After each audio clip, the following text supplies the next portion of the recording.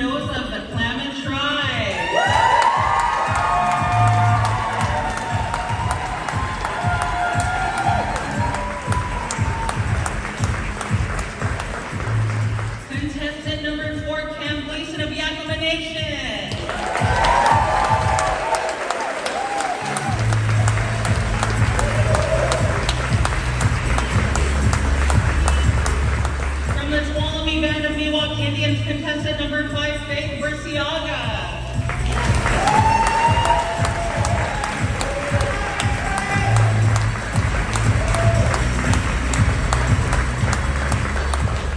Representing her Tlingit people, contestant number 6, Jasmine Knudsen.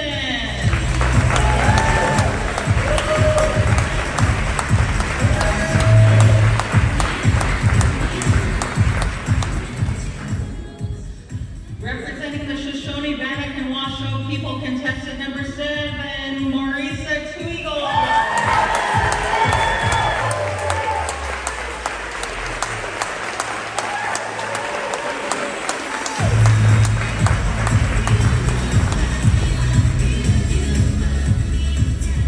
All right, let's give it up for these young ladies. Are you guys excited to see their traditional talent?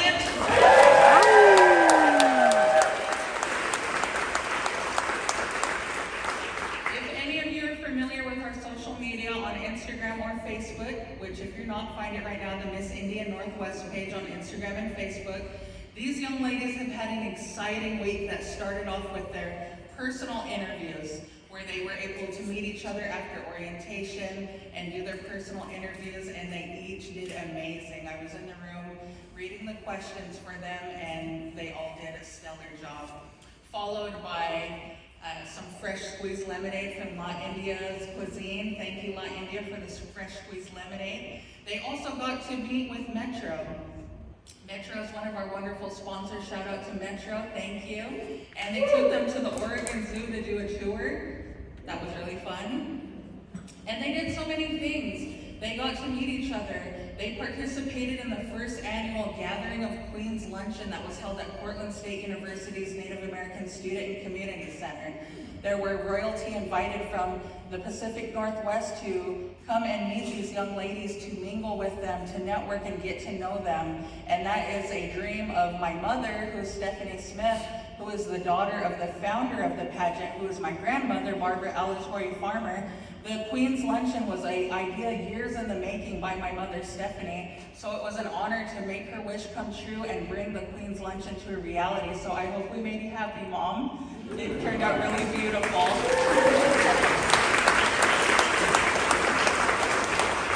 And right now we are going to show you a special documentary. This was created by Dallas the Cloud Pinkham, who is a Yakima media artist from Washington and Seattle. We are going to show you a documentary that Dallas put together, and it's going to kind of have an interview with Clarissa where she just talks about her experience as Miss Indian Northwest. So enjoy.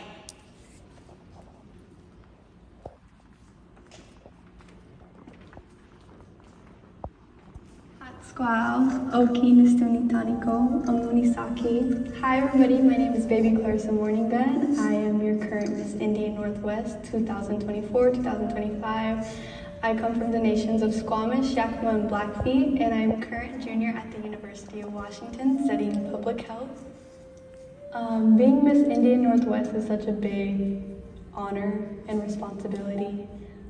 Because I feel like I'm not only representing like the Northwest tribes, but I also represent resilience and strength and a voice for my community. I think one thing I've learned about myself, or learned this year, was honestly just learning about leadership and that it's not always perfect. I think this journey of being Miss India Northwest has honestly taught a lot about myself, and one of them was learning the power of my voice and it holds and the impact it can make. You know, learning to be confident while leading, but also being prideful, you know, and staying authentic to myself, staying authentic to my people, my family. I think that was the overall theme that I've learned. I think this helped me understand like the challenges that our Indigenous community faces. I think as well as, you know, preserving our traditions, preserving our culture, our language, you know, honoring our elders, and kind of like, I think this journey has helped my understanding of the challenges, you know, our Indigenous community faces, especially being surrounded in an urban environment. It's very important to preserve our traditions, our language, our culture, while also embracing new opportunities, you know, but empowering our youth, empowering the new generation to come. This helped deepen my understandings of the challenges our Indigenous people face, our Indigenous communities face, especially being surrounded in an urban environment. I think it's very important to preserve our language, our culture, our traditional ways, while also empowering our youth and embracing new opportunities to come. Honestly, embrace the journey and take it all in. Stay authentic to yourself, learn your language, learn your culture, and remember, it doesn't take a crown, it doesn't take a title to represent the Northwest. I think that's one thing I've also learned myself. You know, it's more of a experience that's rewarding. One advice I would give is honestly embracing the journey that it comes with, embracing the experiences, the sisterhood, you know, staying authentic to yourself, learn your language, learn your culture, and remember that it doesn't take a crown, a title, a sash to represent the Northwest authentically. Not only would I be taking away the experiences and the relationships I've made, but as well as the lessons that helped shape me to who I am today. You know, I feel like this journey has given me a stronger sense of identity and a deeper commitment to serving and advocating for my Indigenous community, my Indigenous people. And honestly, I feel like this is just the beginning for me, and I will continue to be taking up Indigenous space. My experience was very transformative for me. You know, it definitely made me step out of my comfort zone. And, you know, this was my first ever pageant. And so I went into this pageant thinking, how do you categorize, you know, culture, language through a talent or through an interview? And now that I've experienced that, and it honestly, it made me want to preserve my culture more, you know, and it taught me the different ways of doing that. I think mentorship is so crucial because it provides so much guidance and empowerment. You know, I represent such a big title that I couldn't do it without mentorship. You know, because being an Indigenous woman and representing the Northwest, it comes with knowing so much traditional knowledge and language and culture, and it comes with things that can't be taught through a textbook or through a text message. And so having that mentorship, it really promotes and produces authenticity. One special memory that I would take with me from the Miss Indian Northwest pageant was when we were waiting for our interview. We were doing introductions with the girls, and this was the very start of the pageant. And we made little gifts for each other, and we were passing them out. And I remember telling them that this was my very first pageant. And it was no vibes of competition or just negative. It was such like an uplifting moment for me. It just was like a big sister moment of them sharing their experiences and their lessons they've learned and kind of how to go about ways. And even for our talent part of the pageant, we were helping each other, you know, with the curtains or the props or whatever it was, and it was such like uplifting. And I sat there and I realized, like, you know, we're all representing the Northwest already and this was the very start of the pageant too. And it honestly just showcased like being authentic in the way we were raised, you know, the traditional ways, the traditional protocol, and kind of just showcasing that already. First off, I want to thank my mom and my family, my Canoe family, my community, and everybody who's given me support throughout this journey. You know, the encouragement, the prayers, the love, it's all given me strength to really carry on and represent my people in a good way. I want to thank Becca and all the former Miss Indian Northwests too for paving this way and creating this platform for Indigenous women to shine, to thrive, and to take up space.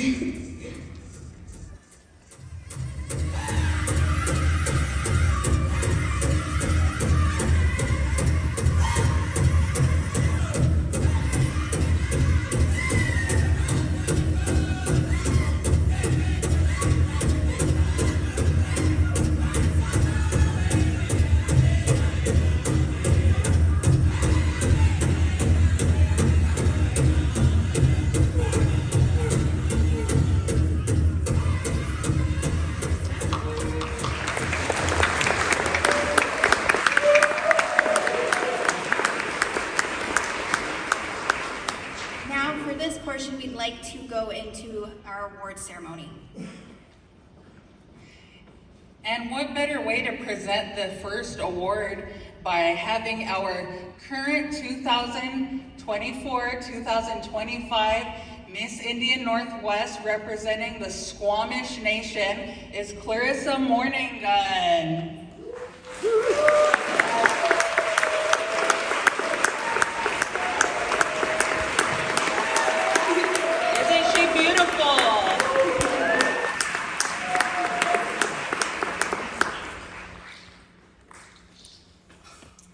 So this is an award that was created by our committee this year, and it is also going to be an annual award. So at this time, I'm going to have our committee member, Stephanie Smith, speak about this award and how it came to be. Hello everybody, my name is Stephanie Smith, and when I was 22 years old, my mother handed me the Miss Indian Northwest pageant, training me for it all my whole life. And then I handed it off to my daughter recently. And we came up with a way how we can collaborate and honor community members that work so hard to bring us footage and different, their expertise. Gary Janess heads up Native Outlaws, and he's right here, waving. Thank you. Let's give him a round of applause.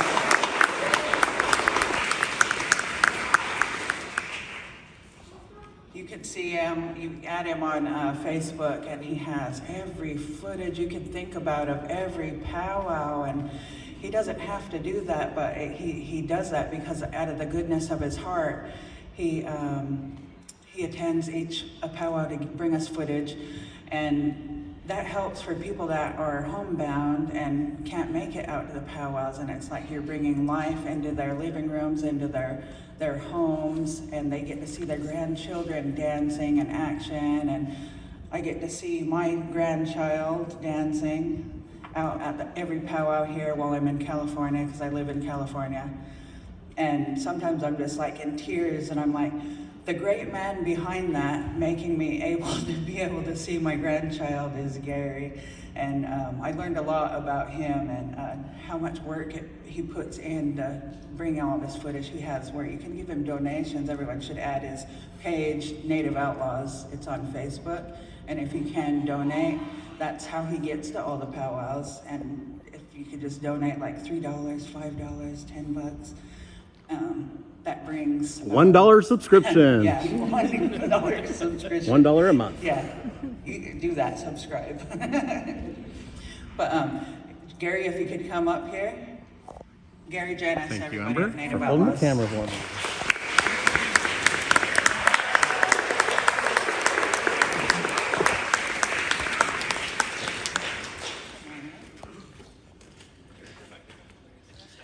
You're welcome. Clarissa, presenting Clarissa, Native Outlaws Award. And this award is the Miss Indian Northwest Alliance Media Award for all of his hard work, presented to Gary Janice of Native Outlaws. Thank you, everybody. You are appreciated.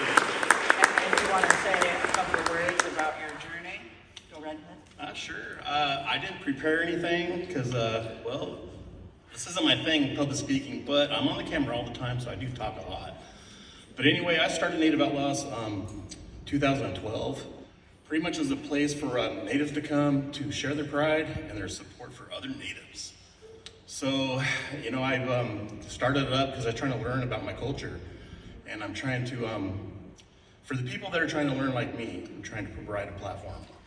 But also, there's so many things going on in Portland, Oregon, and surrounding areas that I try to hit up every event that I can and bring it to the people. And one of my best or favorite compliments was from Rebecca Kirk. She came up to me and said she really appreciates me documenting everything that happens in our indigenous communities. So basically that made me feel really good. So getting the support gives me motivation to keep doing what I do. And I appreciate everyone for being here and for listening to me and for supporting me on my platforms. Native Outlaws is everywhere. I'm on Facebook. I have 426,000 followers. So because of that, I'm able to reach a lot of people with my posts. And so what I try to do is put a spotlight on our independent indigenous artists, businesses, and anyone that just needs a spotlight on them. So thank you, Rebecca Kirk, for this award and for everything that you and your family do for our community. All right, thank you, everybody. Don't forget, Native Outlaws on Facebook. You can subscribe for $1 a month. Helps me out. Thank you.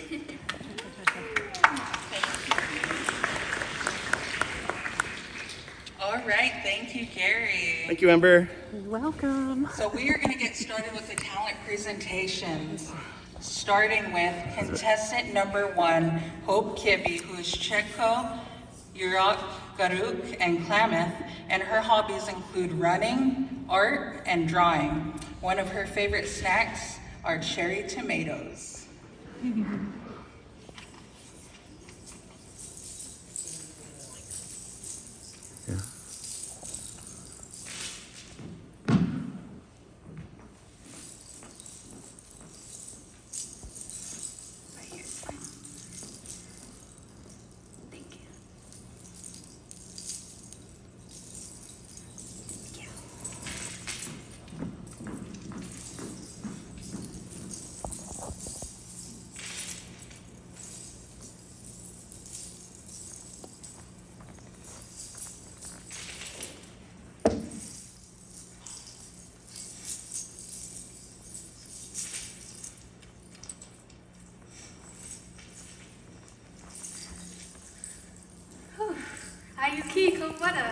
Hello everyone. I'm here to show you one of my favorite things that I like to do, which is cracking acorns. I love the whole process, but I specifically like cracking. I first learned how to process acorns during my sister's ihuk, her coming to age dance. It wasn't until my own is when I actually did it myself and did the whole process and eventually cooked it for everyone who came to my ihuk. Today I'm going to show you the process of making acorn flour. I'll be using kaduk, and I will be singing a kaduk song that is sung when you're cracking the acorn, so there's no little acorn worms in there. I hope you all enjoy. Thank you. Payum nana avaheshi. This is our best food. Huntapan tanikyav. I gathered these. Kuni wacharachak pachuntapan nikit nakhesh. These must be dried out before we crack them. Payum iwacharach. These are dried.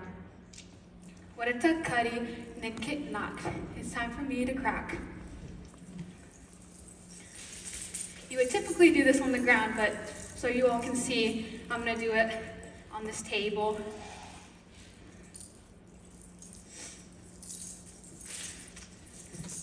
Tanithan ku iknaktad ak. I'm placing it on top of the rock. I'm going to grab a couple. Tani huntapan nikit nakdi. I'm cracking the acorn. Hi, why would it could be? Hi, why would it could be? Hi, why would it could be? Hi, why would it could be? Hi, why would it could be? Hi, why would it could be? Hi, why would it could be? Hi, why would it could be? Hi, why would it could be? Hi, why would it could be? Hi, why would it could be? Hi, why would it could be? Tani wach wach pamuman. I'm taking off the skin. Oh, ha eh. Puyav khara. This is not a good one. Payum afurus. This one's moldy. Happens all the time. That's why we sing this song. What I love. This one's a good one. What is that kari? Nikaram. It's time for me to grind. Pekaram na ikturad as. Tanithan ku. I'm placing the hopper on top of the mortar. Tani chudish nikaramti. I am grinding the acorn. Yeah, like I said, you would typically do this on the ground because you can get some like muscle in there.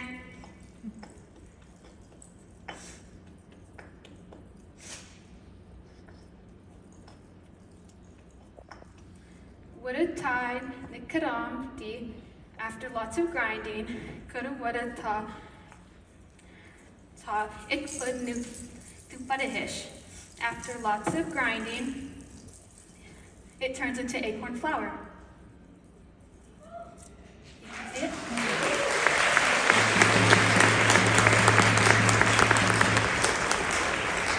Yeah. Yodwa. Thank you, everyone. Good job.